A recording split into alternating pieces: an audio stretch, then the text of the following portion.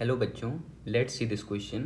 The question says two particle executing simple harmonic motion along the same line at same frequency. They move in opposite direction at the mean position. The phase difference will be. 4 option given है.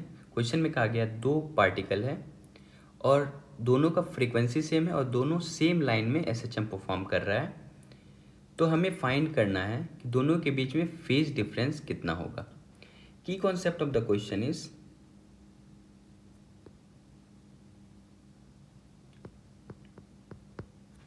first key concept is how the SHM perform,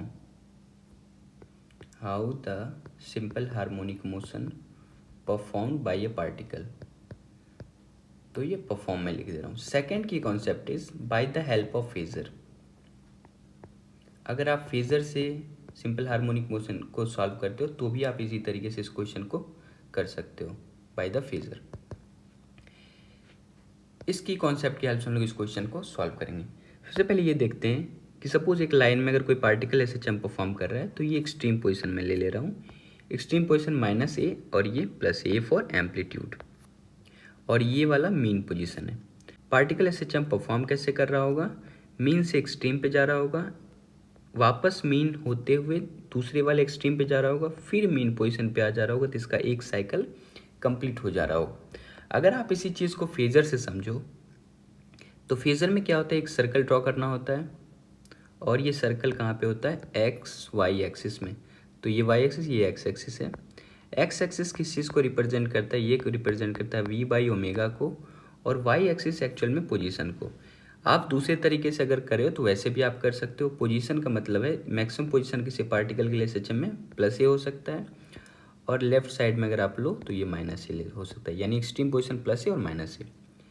particle SHM perform कैसे कर रहा होगा? ये mean position है. Mean position particle यहाँ पे होगा. अगर मैं इसे नंबरिंग दूँ तो ये फर्स्ट पोजीशन है तो फर्स्ट आप इसे लिख दो. यहाँ से पार्टिकल जब चल के पहले वाले एक्सट्रीम पोजीशन पे पहुँचेगा तो इसका मतलब चल के ये पहले वाले एक्सट्रीम पोजीशन, ये सेकंड पॉइंट हो गया. वापस ये पार्टिकल चल के मीन पोजीशन पे वापस पहुँचेगा तो ये थर्ड में नंबरिंग कर दे रहा हूँ. और फिर यहाँ से चल के वापस से दूसरे एक्सट्रीम पे पहुँचेगा तो इसे मैं फोर्थ, यहाँ से चल के यहाँ गया तो इसे मैं फोर्थ दे रहा हूँ. फिर यहाँ से चल के वापस से मीन पोजीशन पे आ गया तो आप इसे 1 ही बोल दो या फिर फिफ्थ नाम दे दो. फिफ्थ और 1 एक ही पॉइंट है. तो ऐसे फेजर से प्रॉब्लम को सॉल्व करते हैं. क्वेश्चन में दिखाया गया है कि पार्टिकल सेम लाइन पे मूव कर रहा है और वो अपोजिट डायरेक्शन में है. Particle executed along same line at same frequency. Same frequency का एक और बात समझ लेते हैं हम लोग. फ्रीक्वेंसी इक्वल टू 1/t होता है तो time period equal to 1/f बोल सकते हो. अगर दोनों का फ्रीक्वेंसी सेम है तो आप क्या बोल सकते हो? टाइम पीरियड भी दोनों के लिए सेम होगा. तो उसमें भी सोचने की बात नहीं है. एक्सट्रीम पॉइंट से मीन पोजीशन पे पहुंचने यानी एक साइकिल कंप्लीट करने में दोनों को बराबर टाइम लगना होगा. दोनों अपोजिट डायरेक्शन पे मीन पोजीशन पे है तो इसका मतलब है अगर आप यहाँ से देखो तो एक पार्टिकल हो सकता है इधर जा रहा होगा तो दूसरा पार्टिकल इधर जा रहा होगा, यानी एक राइट तो एक लेफ्ट. तो पहले वाले को सपोज इधर ले लेते हैं तो दूसरे वाले को यहाँ ले लेते हैं. अगर आप पहले वाले के हिसाब से कंपेयर करो तो पहले वाला मीन पोजीशन पे है, अभी राइट साइड जा रहा है. इसका मतलब है वो एक्चुअल में फर्स्ट पोजीशन पे है, यानी ये वाला पोजीशन है, ये वाला, ये फर्स्ट पोजीशन है.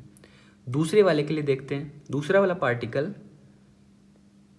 मीन पोजीशन पे तो है पर वो लेफ्ट साइड जा रहा है. इसका मतलब है दूसरा वाला पार्टिकल फर्स्ट पोजीशन से चल के एक्सट्रीम पे गया होगा, वापस से चल के ये मीन पोजीशन के बाद ये आगे बढ़ रहा होगा, यानी थर्ड और फोर्थ पॉइंट के बीच में. यानी थर्ड और फोर्थ पॉइंट के बीच में आप लो, यानी थर्ड और फोर्थ पॉइंट के बीच में आप लो तो ये फर्स्ट पॉइंट है, ये सेकंड पॉइंट है, ये थर्ड पॉइंट है और ये फोर्थ पॉइंट है. तो यानी यहाँ पे कहीं पे पार्टिकल यहाँ पे होगा. मीन पोजीशन पे है तो पार्टिकल यहाँ पे होगा, यानी थर्ड पोजीशन पे. और ये कौन सा पार्टिकल है? पार्टिकल नंबर सेकेंड और ये पार्टिकल नंबर फर्स्ट है. तो आप यहाँ से क्या बोल सकते हो? ये पार्टिकल, ये वाला जो पार्टिकल है ये और ये वाला पार्टिकल के बीच का फेज डिफरेंस क्या होगा? यही वाला एंगल होगा.